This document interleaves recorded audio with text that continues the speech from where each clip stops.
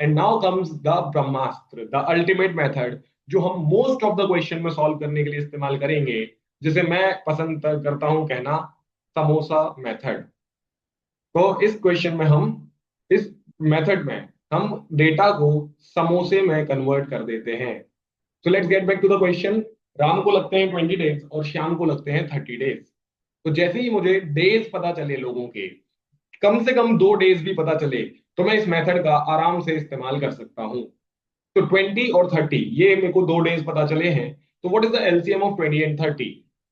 आप में से मैक्सिमम लोग ऑब्वियसली लेफ्ट हैंड साइड पर देख के भी बता पा रहे होंगे, आंसर इज 60। तो इस मेथड के लिए मैं मान लेता हूं कि इस क्वेश्चन में 60 समोसा बनाने का टास्क माना गया है। तो क्या होगा इसके बाद? कह रहे थे कि क्वेश्चन बोल रहा है पर्सन ए 20 डेज में ये वाला काम कर देता है। यानी कि इससे क्या पता चला? पर्सन ए 60 समोसे बना देता है 20 डेज में।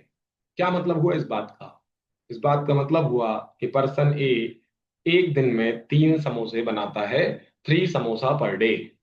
सिमिलरली कह रहे थे कि पर्सन बी यही सेम काम 30 डेज में करता है, यानी कि वो 2 समोसा पर डे बनाता है।